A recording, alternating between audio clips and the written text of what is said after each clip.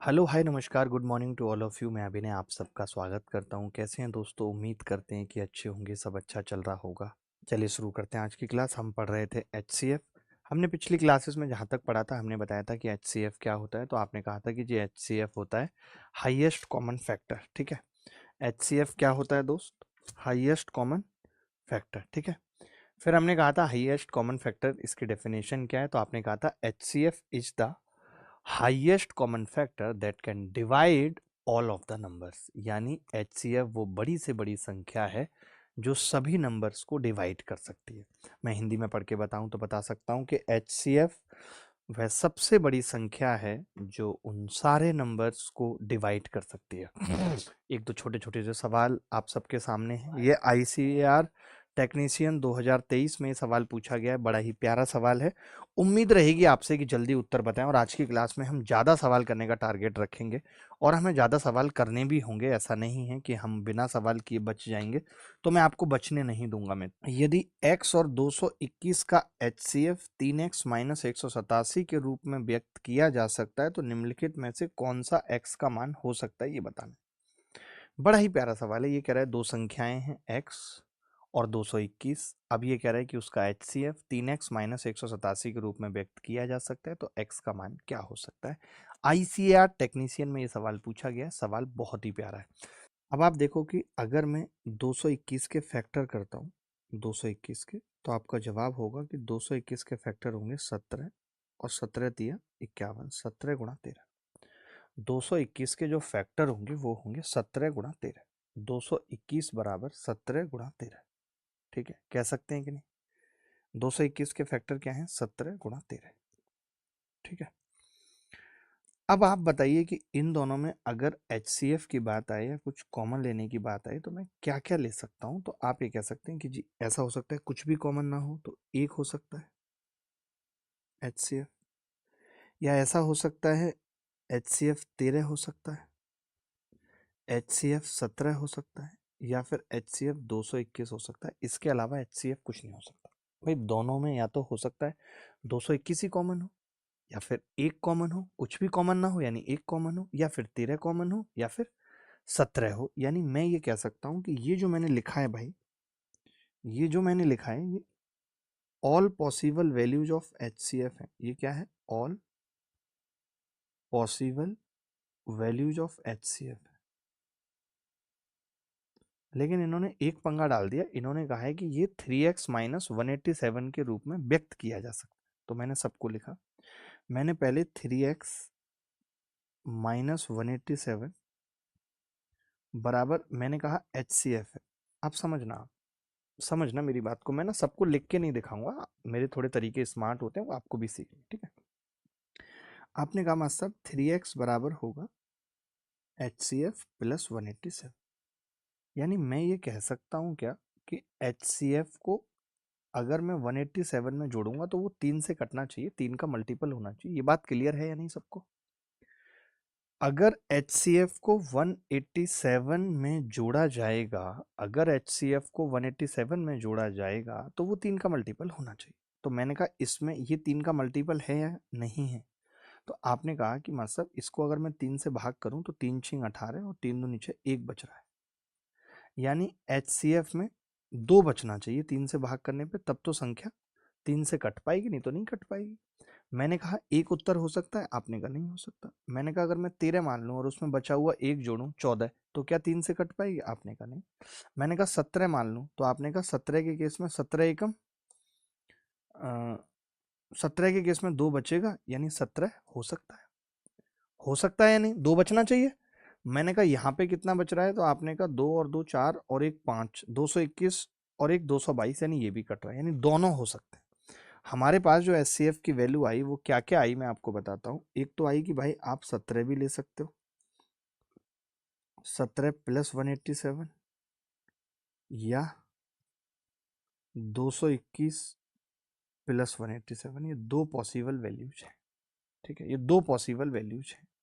मैंने इन दोनों ही केसेस में x का मान निकाला तो 3x क्या क्या आ रहा है मेरे पास? तो आपने कहा 3x आ रहा है। एक तो 17 अगर मैं जोड़ूंगा तो 13, 204 और उस केस में x कितना आ रहा है, 3 छिंग 18, 3 अट्ठे 24, 68 ये उत्तर हो गया। फिर मुझे 221 को चेक नहीं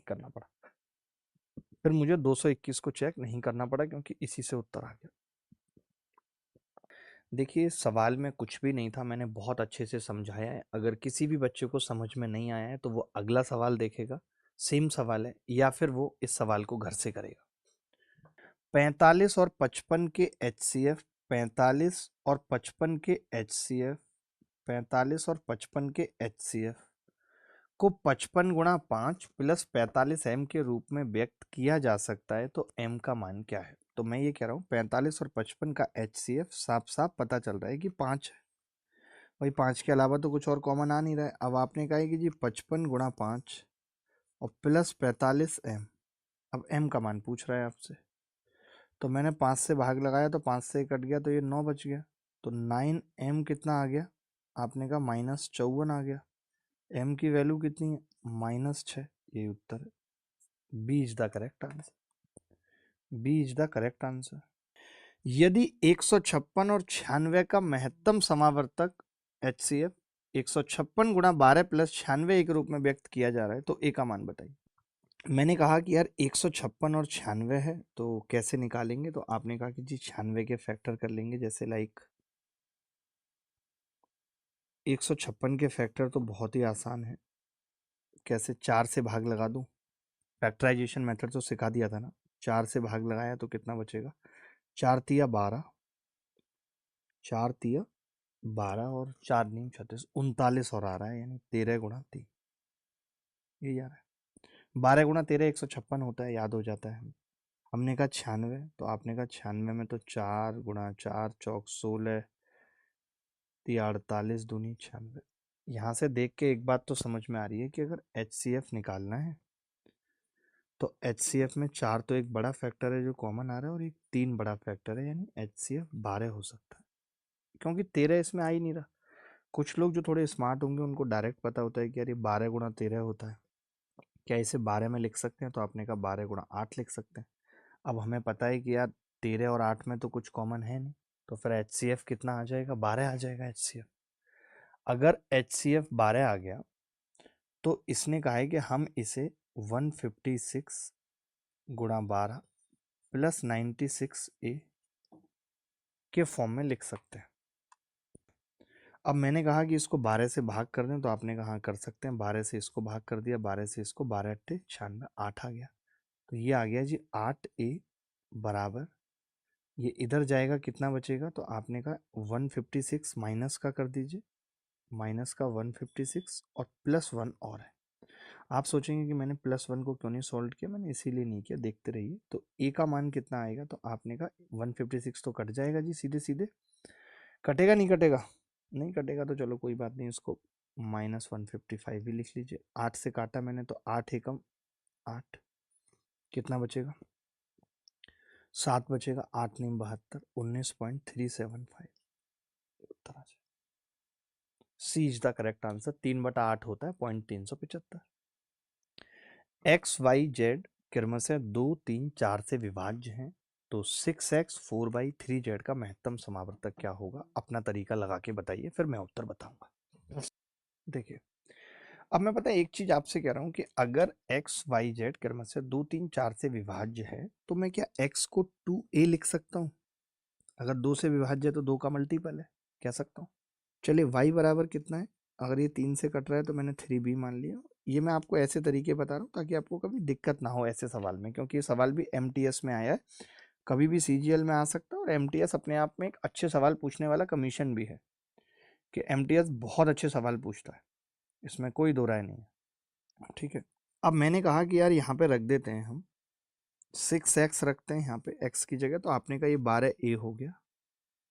4y की जगह b रखते हैं तो ये 12b हो गया। z की जगह तो 12c हो गया।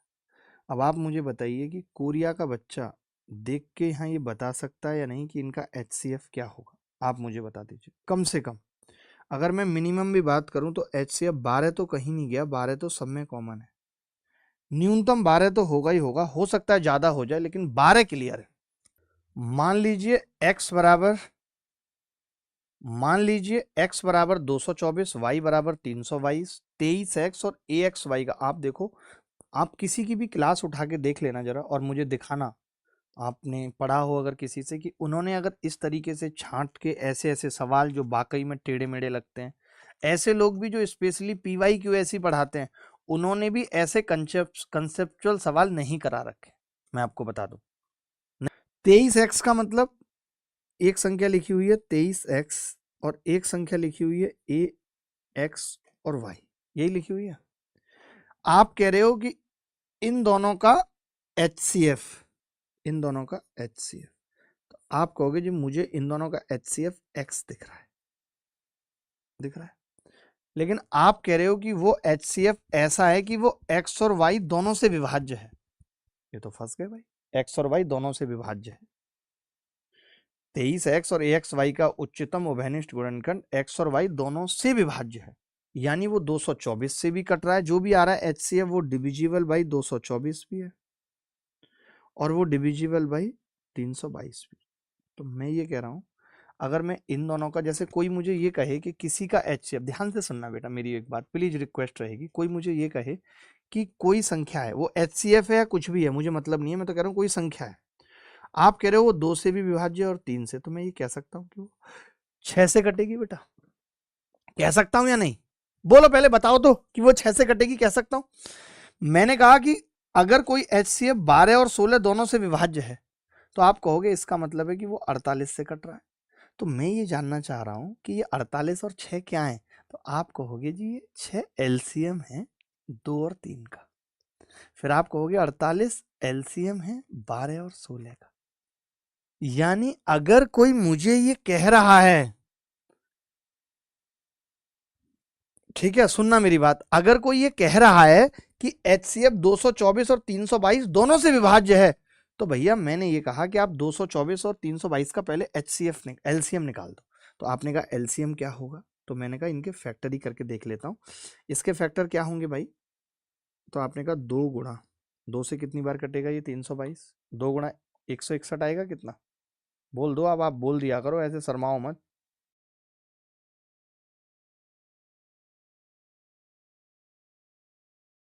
देखिए अभी आपको पता है कि 112 का डबल है, तो मैंने कहा 2, आपने कहा 2 दूनी 4, 2 से काटा तो 112 रह गया, फिर 2 से काटा 56, फिर 2 से काटा 28, तो मैं तो ये कह रहा था कि इसको 8 से ही नहीं काट देते सीधे, ज़्यादा सही रहता, थोड़ा छोटा भी हो जाता।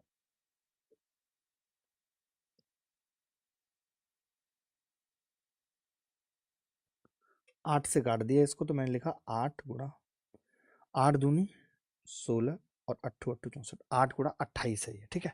तो अब मैंने इसका LCM निकाला, तो आपने कहा आप LCM इसी को मान लो 23 गुणा 7, मैं आपको तरीका बता रहा हूँ ताकि पहली बार में निकाल पाए, वरना लोग चेक करते रह जाएंगे कि यार HCF से कब कटेगा कब कटेगा नहीं कटेगा, ये सब आपको नानियां याद आने लगेंगी, ठीक है।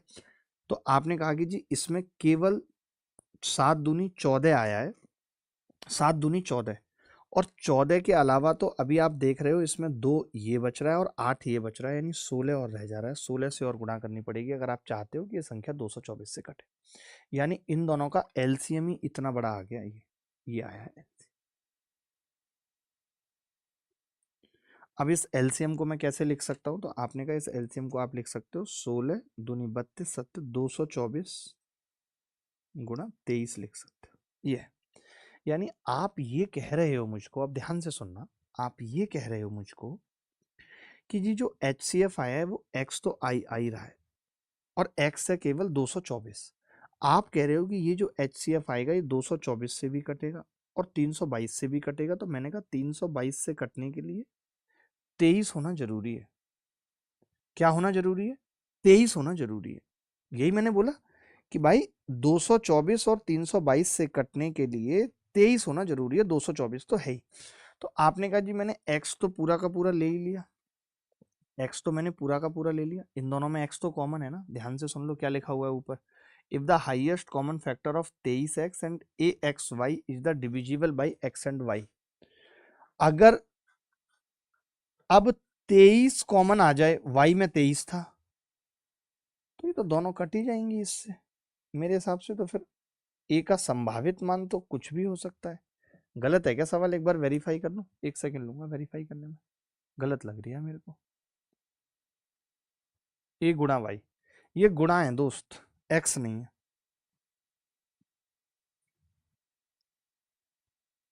ए वाई है, 23x था और ये ए वाई था।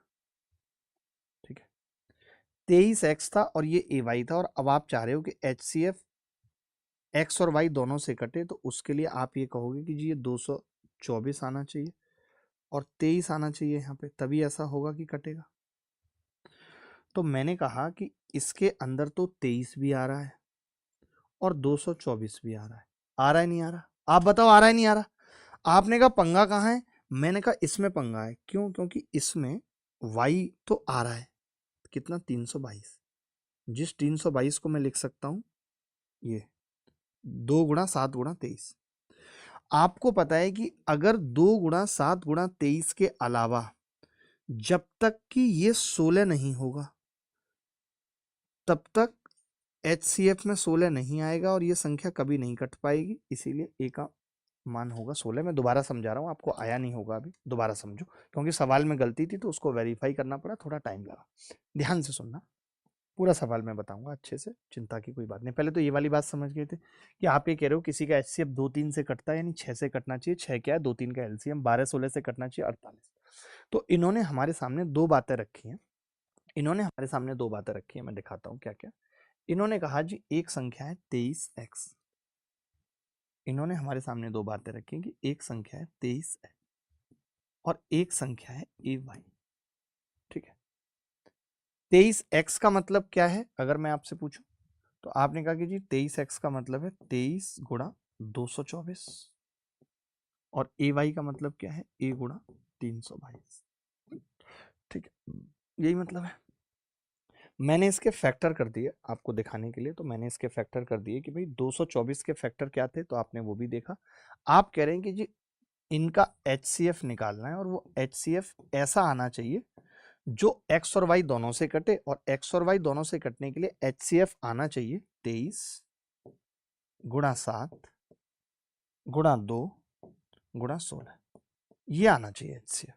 इसको भी मत लिखो, आप बस इतना ही लिखो। यानी HCF अगर इतना आएगा तो संख्या 322 से भी कट जाएगी और 224 से भी कट जाएगी, दोनों से कट जाएगी संख्या। ये ए गुणा है, ये एक गुणा है, गुणा इनटू है, ये इनटू। पहले ये समझो ना कि ये इनटू है। अभी मैंने अभी तक आपको कुछ नहीं पढ़ाया, आप ये मान लो इस सवाल को हम शुरू से कर रहे हैं। कैसे? हमने कहा एक संख्या है 23x, ये सोचिए पेपर में आया सवाल, और एक संख्या है AY। हमने कहा इन दोनों का HCF निकालना है। आपने कहा x का मतलब 224 है, y का मतलब 322 है, इन दोनों का HCF निकालना है, और वो HCF ऐसा होना चाहिए कि वो x और y दोनों से कटे। तो मैंने कहा x है 224 और y है 322, इन दोनों से कटने का मतलब वो संख्या 23 × 7 × 2 × 16 से कटे। यानी HCF को मिनिमम इतना होना पड़ेगा, HCF को मिनिमम इतना होना पड़ेगा पड़ेगा।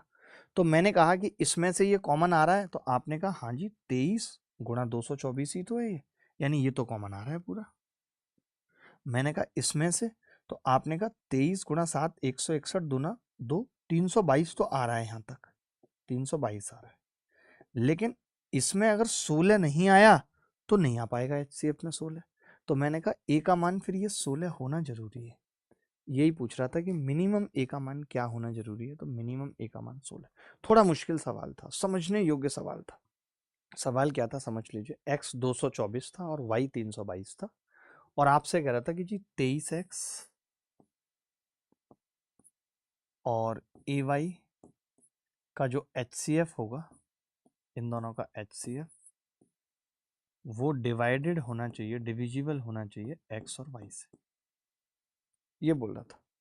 ठीक है, इतनी सी बात बोल रहा था कि जो HCF होना चाहिए वो दोनों से डिविजिबल होना चाहिए, तब ए का मान क्या होगा।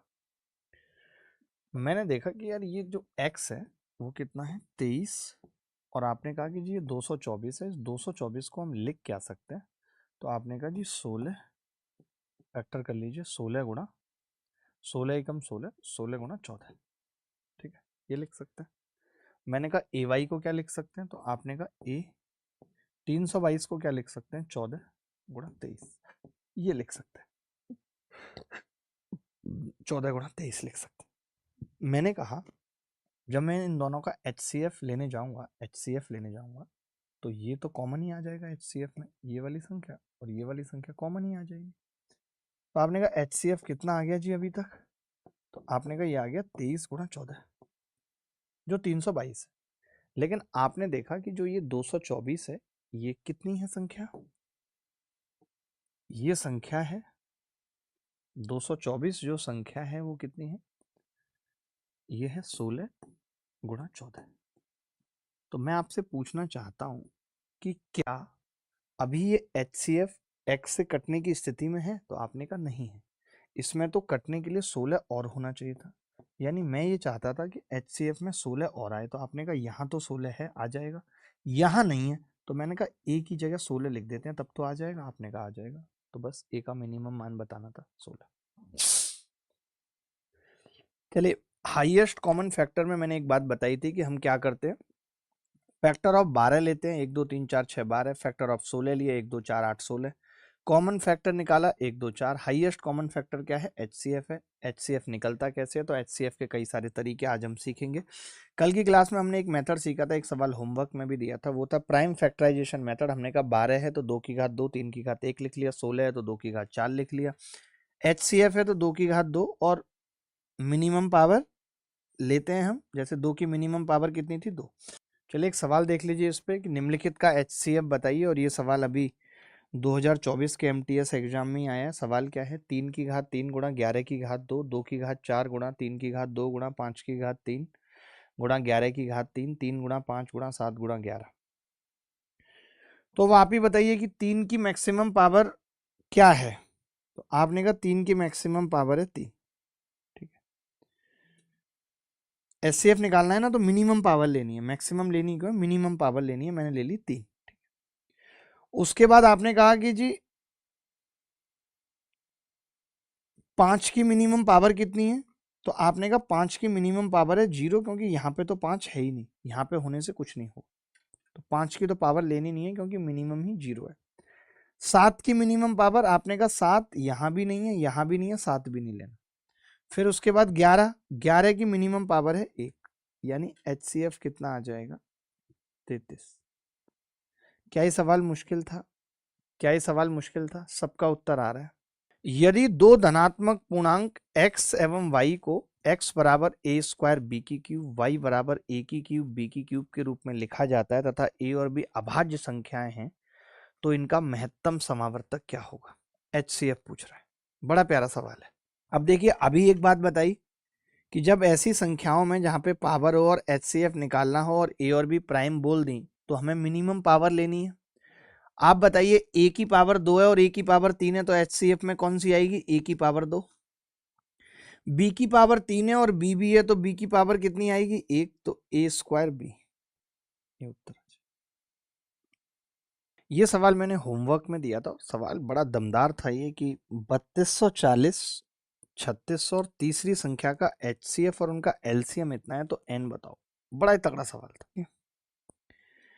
अब 3240 पहले हमें फैक्टर करने पड़ेंगे, तो 3240 के फैक्टर कैसे होंगे। तब एक बच्चा बोला कि जी मेरे को तो ये दिख गया कि जो 324 होता है वो 18 का स्क्वायर होता है, और उसके अलावा 10 और है, यानी इसके फैक्टर आ गए जी 2 की घात 3, क्योंकि 2 का स्क्वायर यहाँ पे आएगा, 3 की घात 4 और 5 की घात 1। ऐसे तो मैंने इसके प्राइम फैक्टर में तोड़ दिया, सही तोड़ा है। 324 18 का स्क्वायर होता है, उसके अलावा 10 था, 10 को 2 गुणा 5 लिख लिया, 18 के स्क्वायर को 2 का स्क्वायर, क्योंकि 2 एक बार आएगा, स्क्वायर कर दिया, ठीक है। उसके बाद 3600 था,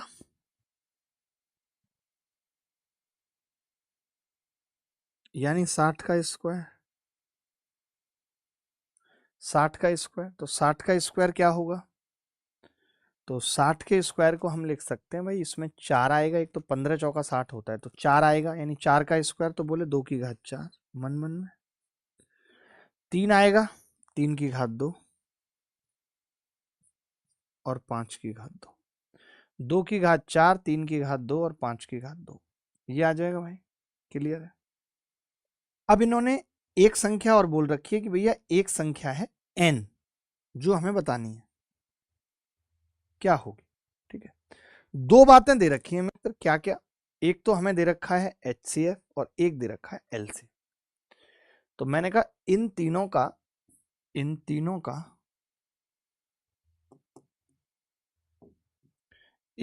का एक तो दे रखा है HCF, वो कितना है 36। 36 का मतलब होता है 2 का स्क्वायर और 3 का स्क्वायर। एक तो ये दे रखा है 36 का HCF दे रखा है 2 का स्क्वायर और 3 का स्क्वायर। ठीक है, और LCM कितना दे रखा है? LCM कितना दे रखा है? 2 की घात 4, 3 की घात 5 और 5 की घात 2 और 7 की घात 2। कह सकते हैं 2 की घात 4, 3 की घात 5, 5 की घात 2 और 7 की घात 2। ये दे रखा है या नहीं, मैं आपसे पूछ रहा हूं, मुझे क्लियर बता दो। HCF बराबर 36, 36 बराबर 2 की घात 2, 3 की घात 2, LCM बराबर 2 की घात 4, 3 की घात 5, 5 की घात 2, 7 की घात 2। बोलो क्लियर है या नहीं, मुझे इतना बता दो। आपने कहा जी बिल्कुल क्लियर है, इसमें कोई दो राय या डाउट नहीं है। ठीक है, मैंने कहा कि अब n के अंदर क्या क्या आ सकता है वो हम देखते हैं। आप एक बात बताओ मुझे, अगर HCF में, सुनना ध्यान से, HCF में 5 की कोई पावर नहीं है, या ये कह सकते हैं 5 की पावर 0 है HCF में, जबकि यहां भी 5 की पावर है और यहां भी 5 की पावर है, तो 5 की पावर तो कोई आएगी नहीं। अगर ऑप्शन ऐसा कोई होता जिसमें 5 की पावर है तो 5 की पावर तो आएगी नहीं, 2 की पावर देखते हैं। समझना भाई, 2 की पावर यहां 3 है, 2 की पावर यहां 4 है। कुछ पावर तो HCF से पता चलेगी, कुछ पावर LCM से पता चलेगी। अगर HCF में 2 की पावर 2 आ रही है और हम जानते हैं मिनिमम पावर लेते हैं, तो ये मिनिमम पावर कहां से आ रही है? यहां तो 3 है, यहां 4 है, तो वो यहां से आ रही है 2 की पावर 2, यानी n में जो है वो 2 की पावर 2 आएगा। ये बात तय हो। अब बात आती है 3 की पावर की। तो हमने कहा 3 की पावर 2 यहाँ है, 4 यहाँ है और यहाँ भी 2 है, मिनिमम पावर तो यहाँ से आ रही है। तो यानी 3 की पावर HCF से पता नहीं चल सकती। 3 की पावर HCF से पता नहीं चल सकती। 3 की पावर कहाँ से पता चलेगी? तो 3 की पावर 5 यहाँ है, यहाँ तो भैया 4 है, यहाँ 2 है, यानी मैक्सिमम पावर आती है LCM में, तो वो मैक्सिमम पावर कहीं तो रही होगी, वो यहाँ रही होगी, तभी 3 की घात 5 आ सकता है। बोलो, उसके बाद 5 की पावर है ही नहीं। अब सात इंपॉर्टेंट मेथड है जो हम सबको सीखना चाहिए, division method to find LCM। Division method to find HCF of 2 number ही सीख रहे हैं, क्योंकि इससे ज्यादा का HCF हम डिवीजन मेथड से नहीं निकालेंगे। तो दो संख्याओं का HCF डिवीजन मेथड से कैसे निकलता है ये सीख रहे हैं। ठीक है, जैसे 15 और 35 का निकालना है कि भाई 15 और 35 का HCF निकालो डिवीजन मेथड से, आना जरूरी है। जैसे मैंने आपको जब LCM पढ़ाया था तो मैंने कहा था डिवीजन मेथड आना जरूरी नहीं है, ना ही कभी इस पे सवाल आता है, आपको LCM निकालना आना चाहिए। ठीक है, आपने कहा कि अगर डिवीजन मेथड से HCF निकालना है तो बड़ी संख्या में छोटी संख्या से भाग करते हैं। 35 में 15 से भाग करेंगे तो 15 दूनी 30, बचेगा कितना? 5, 5 बचेगा। 15 दूनी 30, बचेगा कितना? 5। ठीक है, अब हम क्या करेंगे, वापस इस 15 को यहाँ ले आएंगे कोपचे में, और जो रिमाइंडर बचा था उससे भाग लगाएंगे, 5 दिया 15, और ऐसा हम तब तक करते रहेंगे जब तक जीरो रिमाइंडर नहीं आ जाएगा। तो जो आखिरी भाजक होगा, दिस इज, ये क्या है? आखिरी भाजक है। ये क्या है? लास्ट डिवाइजर है। अंतिम भाजक बोलते हैं हिंदी में, लास्ट डिवाइजर। यही क्या है? HCF। ये HCF। आप कहेंगे 2 और 3 आ रहे हैं, ये क्या है? ये इस भाग की प्रक्रिया में आने वाले क्वोशेंट है। इनको क्या बोलते हैं? Quotient. In the process of division method to find HCF। तो समझ में आई बात। हमने कहा कि अगर मुझे 15 और 35 का HCF निकालना है तो 35 को 15 से भाग करेंगे, 15 दूनी 30, 30 बच गया यहाँ, 30 35 में से गया, कितना बचेगा 5। फिर ये 15 यहाँ आ जाएगा, 5 दिया 15, कुछ नहीं बचेगा। तो ये 2 और 3 क्या है बेटा, क्वोशेंट है, और ये लास्ट डिवाइजर HCF है। ठीक है, लास्ट डिवाइजर क्या है, HCF है। बोलो, अगर कोई डाउट है तो बताओ, अगर कोई डाउट है तो बताओ, बोलो भाई, बोलो बोलो। ये 513 है, 513, और भाग करना है 1017 में। तो 513 दो बार कटेगा क्या, नहीं, 513 एकम 513, बचेगा कितना, 7 में से 3 गए 4, 0 5, 504। फिर भाग लगा देंगे 513 में, 513 एक बार कटेगा, 504, कितना बचेगा जी, आपने कहा 9 बचेगा, बस केवल 9। 9 से 504 को भाग लगाएंगे तो 9 पंजे 45 और 9 छक्के 54, कट गया दोस्त। तो जो लास्ट डिवाइजर है वही क्या है, HCF है। ये बस मैंने ऐसे ही आपको सिखाने के लिए, ताकि आप डिवीजन मेथड थोड़ा सीख जाएं, उसके लिए पूछ लिया, वरना ऐसा जरूरी नहीं है कि इसी मेथड से इस सवाल को करना है, बिल्कुल भी नहीं करना है। इसी मेथड से इस सवाल को करना है तो बिल्कुल भी नहीं करना है।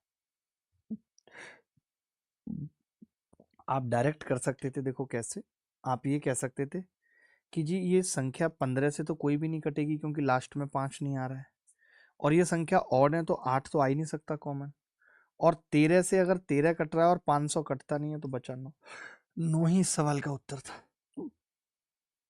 इतनी रामायण करने की जरूरत ही नहीं थी। विभाजन विधि द्वारा दो संख्याओं का में से ज्ञात करने पर भागफल क्रमशः 1, 8 और 2 प्राप्त होता है, और अंतिम भाजक 105 है, तो दोनों संख्याओं का योग क्या। अब देखो, मैंने क्या कहा था कि अगर आपको एलसीएम मेथड में कोई कहे डिवीजन मेथड सीखना है तो नहीं सीखना, जरूरत नहीं, बट यहाँ आप छोड़ नहीं सकते, क्योंकि यहाँ पे ना उसने डिवीजन मेथड पे ही सवाल पूछ लिया, डिवीजन मेथड को ब्रेक कर दिया कि भैया लास्ट डिवाइजर ये पकड़ो, जो क्वेश्चन आ रहे हैं बीच में वो ये पकड़ो, और बताओ नंबर क्या है। तो ये सवाल आपको बिना डिवीजन मेथड आए नहीं कर सकते, नहीं बना सकते, तो इसीलिए डिवीजन मेथड आना जरूरी है। देखिए, विभाजन विधि द्वारा दो संख्याओं का में से ज्ञात करने पर भागफल क्रम से 1, 8 और 2 प्राप्त होता है। तो मैंने क्या किया,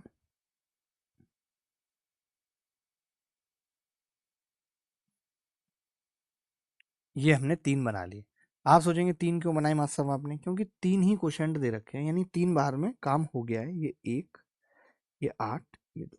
इसमें HCF नहीं पूछ रहा, क्यों पूछेगा, लास्ट डिवाइजर ही HCF होता है, और 105 लास्ट डिवाइजर दे रखा है, 105 लास्ट डिवाइजर दे रखा है, दे रखा है नहीं, तो यही क्या हो गया, यही HCF हो गया।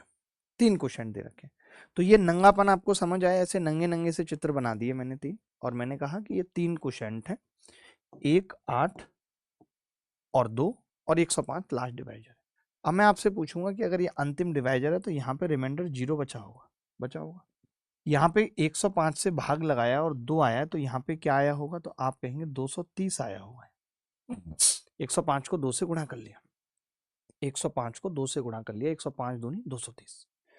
अब आप कहेंगे कि जी ये 230 आया होगा, तो ये 230 गया कहाँ से होगा, तो ये यहाँ से गया होगा 230, और यहाँ पे ये 105 रिमाइंडर बचा होगा, तो यहाँ पे क्या आया होगा, तो आप कहेंगे 230 से 8 बार तो पूरा पूरा भाग लग गया, यानी 230 गुणा 8 बार तो पूरा पूरा भाग लग गया, और 105 और बचा है, यानी 105 और जोड़ दिया, तो ये कितना आ गया, आप कहेंगे 23 अट्ठे 184 1840 प्लस 105, यानी 1945। ये कह सकते हैं 1945, 1945 यहाँ पे रहा होगा।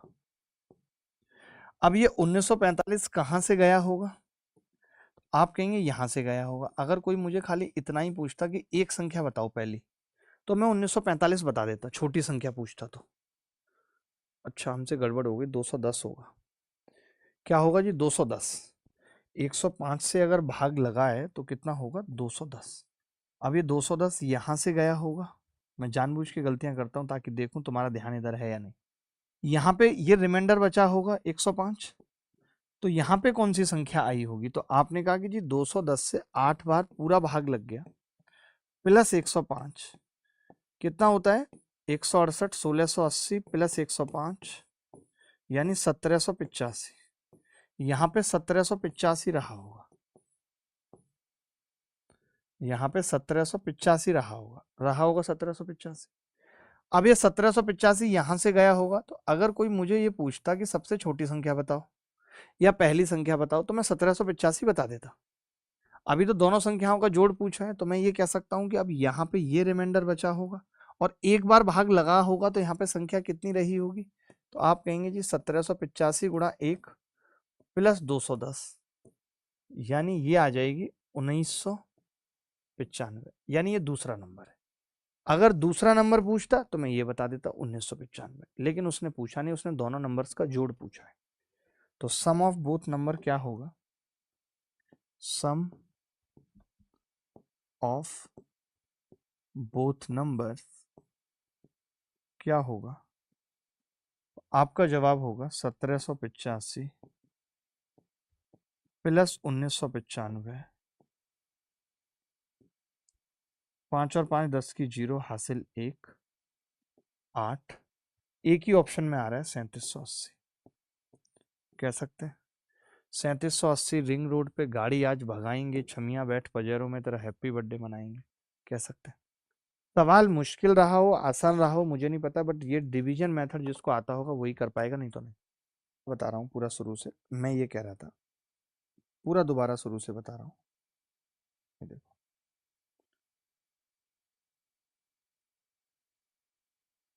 मैंने कहा ये सवाल किस में पूछा गया है? सीजीएल मेंस में पूछा गया। तो हमने देखा कि 3 रिमाइंडर है, तो हमने ये 3 खाने बना लिए इस तरीके से, ये 3 खाने बना लिए।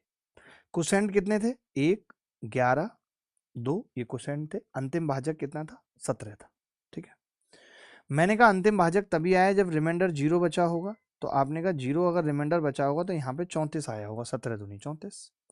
अगर यहाँ 34 है तो 34 यहाँ से गया होगा, और यहाँ पे 34 आने का मतलब, यहाँ 17 रिमाइंडर आने का मतलब, यहाँ 11 क्वोशेंट आने का मतलब, बीच में संख्या क्या रही होगी? 34 गुणा 11 और प्लस 17। अब मैं ये कह रहा था, आप मेरा देखना, मैं एग्जैक्ट नहीं करूंगा। अब यहाँ जो भी संख्या आएगी वो आप यहाँ लिखोगे। क्या है ये? 34 गुणा 11 और प्लस 17, यही लिखोगे। अब अक्सर जब स्टार्टिंग में 1 है तो हम ऐसा कर सकते हैं। तो मैंने कहा यहाँ पे क्या संख्या रहेगी? तो आप कहेंगे यहाँ पे तो जी 34 गुणा 11 प्लस 17 और गुणा 1, और फिर नीचे कितना रिमाइंडर बचा हुआ है? आप कहेंगे 34। ये सेकंड नंबर आ गया। मैंने क्या किया? गुणा नहीं की, सेकंड नंबर आ गया। अब मैं काम चलाऊंगा यूनिट डिजिट से। पहले इसका यूनिट डिजिट क्या है? पहली संख्या का यूनिट डिजिट, तो आपका जवाब होगा 4 और 7 11 1 है। मैंने कहा इसका यूनिट डिजिट क्या है? तो आपने कहा इस संख्या का 1 है, 1 से 1 की गुणा करेंगे और 4 जोड़ेंगे तो कितना आ जाएगा? 5। अब दोनों का यूनिट डिजिट यानी 6 आएगा, तो सी आंसर है। मैंने गुणा नहीं किया, आप चाहते तो गुणा कर सकते थे, मैंने इसलिए बता दिया कि कल को अगर लंबी कैलकुलेशन हो, टिपिकल कैलकुलेशन हो, तो जरूरत नहीं है करने की, जरूरत नहीं है करने की। आप चाहो तो पूरा कर सकते हो, कोई बड़ी बात नहीं है, बट पहले आप बताओ कि डिवीजन मेथड आपको समझ में आया या नहीं आया, बस मुझे इतना बताओ। चलिए असली मेथड पे आते हैं। आपने बहुत कुछ सीखा, हर चीज सीखी, अब बात करते हैं असली मेथड की। ठीक है, कि एचसीएफ निकालने का असली मेथड क्या है। थोड़ा थोड़ा आया, सबको आ रहा है थोड़ा थोड़ा, चिंता नहीं करनी। मैं ये कह रहा था, अगर मैं आपसे पूछूं कि एक संख्या 15 से कट रही है, आपने कहा कौन सी है? मैंने कहा 30 है। अगर एक संख्या 30 15 से कट रही है, तो क्या अगली संख्या जो 15 से कटेगी वो कौन सी होगी? मैंने कहा एक संख्या 15 से कट रही है, उसका नाम है 30, अगली संख्या जो 15 से कटेगी वो होगी 45, यानी उससे कम नहीं हो सकती। 15 मिनिमम है। अगर एक संख्या 15 से कट रही है तो मिनिमम दूरी पे जो दूसरी संख्या 15 से कटेगी वो मिनिमम डिस्टेंस 15 होगा। हो सकता है 60 भी हो, लेकिन मिनिमम की बात अगर मैं करूं तो मिनिमम 45 होगी। आप कहेंगे ये बता क्यों रहे हैं, तो बड़ी कॉमन सी बात है, यही असली मेथड है। कैसे? अगर मैंने ये कहा कि एक संख्या ए है और एक संख्या बी, और मैंने कहा इनका HCF 15 है, मैंने कहा इनका HCF 15 है। सुनना बेटा ध्यान से, नहीं सुनोगे तो पिटोगे बहुत। यानी अगर इनका HCF 15 है तो जो ये A है ये 15 से कट रही है कि नहीं? कट रही है, कट रही है। यानी अगली संख्या भी अगर 15 से कट रही है तो A और B का मिनिमम अंतर 15 होगा, उससे कम नहीं हो सकता। आप ये नहीं कह सकते कि A और B का अंतर 10 होगा, क्योंकि अगर 10 होगा तो कोई एक 15 से कट सकती है, दोनों तो नहीं कटेंगी। अगर एक दोनों 15 से कट रही है तो दोनों का मिनिमम अंतर 15 होना जरूरी है। बोलो ये बात सही है कि नहीं? यानी मैं ये कह रहा हूं अगर HCF 15 है तो इनका अंतर 15 से छोटा नहीं हो सकता। यानी फिर हम ये कह सकते हैं कि HCF अंतर से बड़ा नहीं हो सकता। अगर आप ये कह रहे हो कि इनका अंतर ही 10 है तो फिर HCF उससे बड़ा नहीं हो सकता। यही हमारा असली मेथड है। हम ये कह रहे हैं HCF of two number can never be greater than their difference।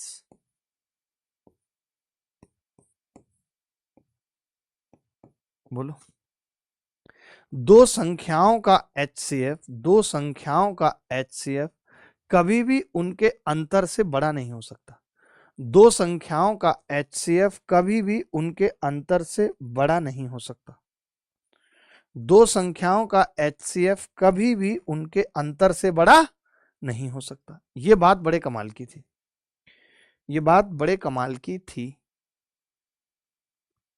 बोलो भाई, थी या नहीं थी? पहले बताओ, आप कहेंगे थी। ये बात बड़े कमाल की थी कि दो संख्याओं का HCF कभी भी उनके अंतर से बड़ा नहीं हो सकता, या ये दो संख्याओं का अंतर कभी भी HCF से छोटा नहीं हो सकता। ये भी कह सकते हैं डिफरेंस ऑफ टू नंबर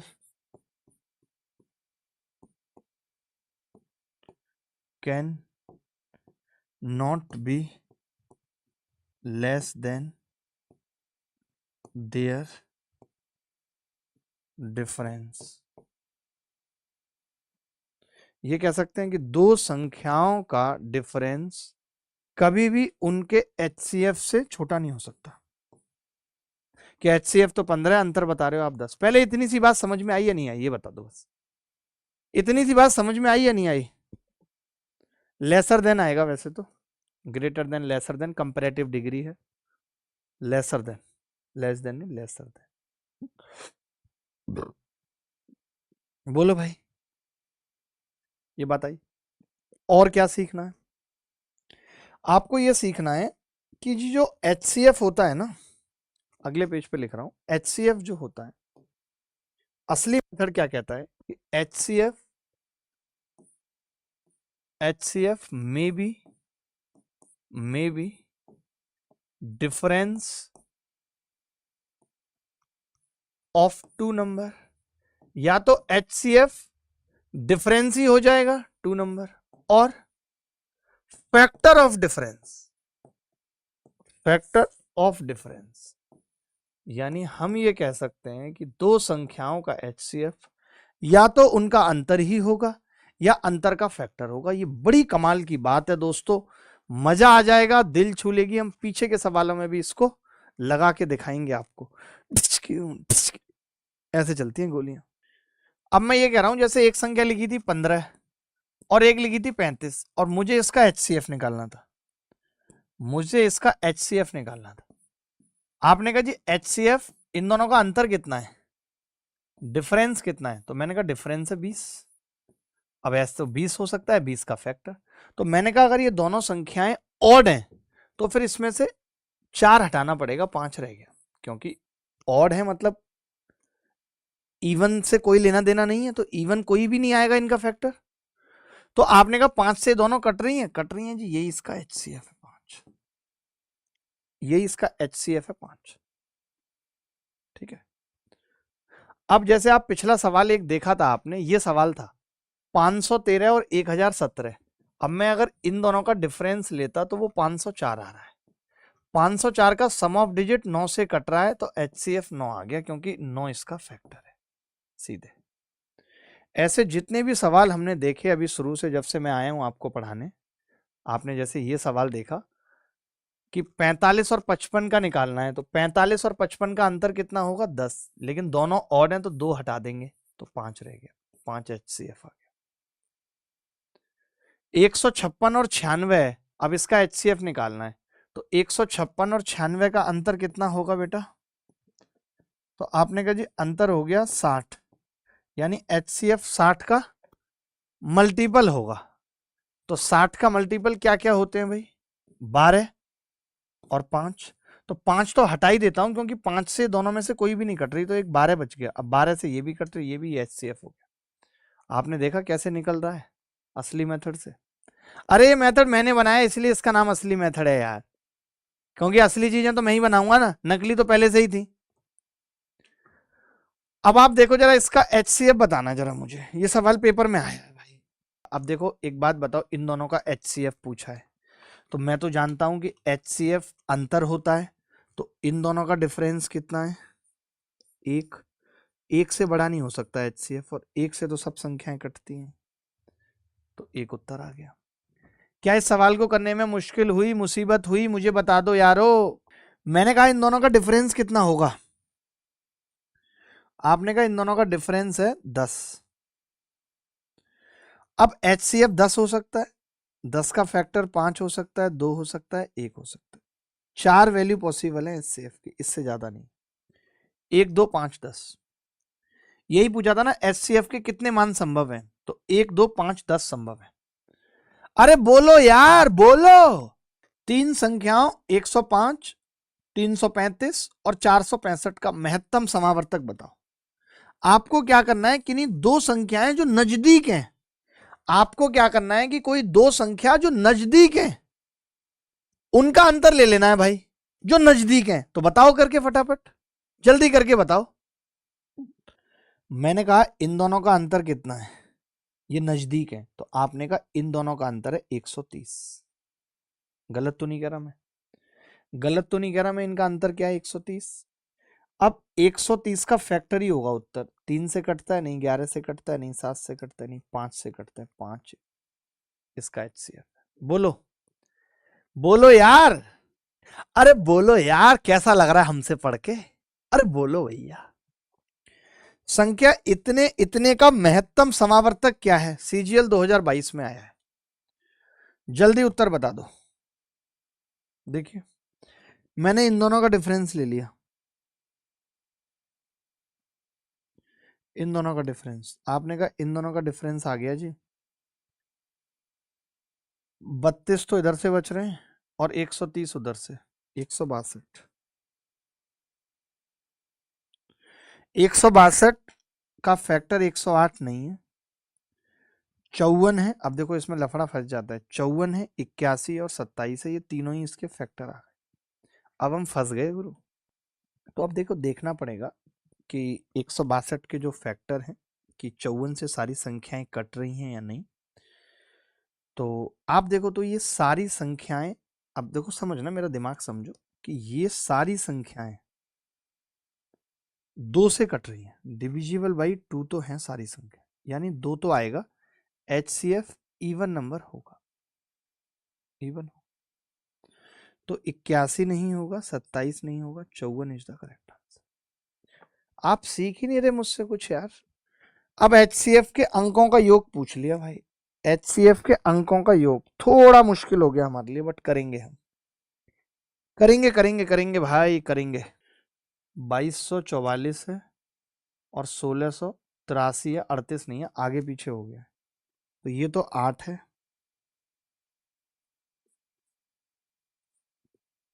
मैंने कहा इन दोनों का डिफरेंस कितना होगा, तो आपने कहा इन दोनों का डिफरेंस होगा जी 561। अब 561 के अगर मैं फैक्टर कर दूं तो कुछ फैक्टर हो रहे हैं, तो आपने कहा हो रहे हैं कुछ कुछ फैक्टर, क्या क्या, तो मैंने कहा या तो आप चेक कर लो कि 561 से सारी संख्याएं कट रही हैं नहीं, और नहीं कट पा रहे हो चेक, क्योंकि मुझे लग रहा है सारी संख्याएं कट रही हैं 561 से, चलो मानता हूँ नहीं कर पाए आप चेक, तो आपने 9 से काटा इसको, 3 से काटा, तो 3 गुणा ये आ गया 3 एकम 3, कितना आ गया जी? 3 एकम 3, 3 अट्ठे और 3 सत्ते 187। अब देखिए 187 प्राइम नंबर है, तो या तो अब सम ऑफ डिजिट 5 और 1, 6 और 6 12 हो सकता है, या 3 हो सकता है, या 8 और 1 9 और 7 16 हो सकता है। यही ऑप्शन है, तो आपने कहा 12 ऑप्शन में 12 is the correct answer. 12 is the correct answer. अच्छा सवाल था। तो आप बताओ आज की क्लास में आपको कुछ नया सीखने को मिला, अच्छा लगा जो आपने सीखा? 561 से वैसे सारी संख्याएं कट रही हैं, आप चाहो तो चेक कर सकते हो। 9 बार कटेगी 5049, 4 बार कटेगी 2244 और 3 बार कटेगी 1683। ठीक है, आज के लिए इतना ही। अगली मुलाकात फिर होगी आपसे, तब तक विदा लेता हूं। ख्याल रखिएगा, खुश रहेगा। बाय बाय, टेक केयर, धन्यवाद, thank you very much, bye.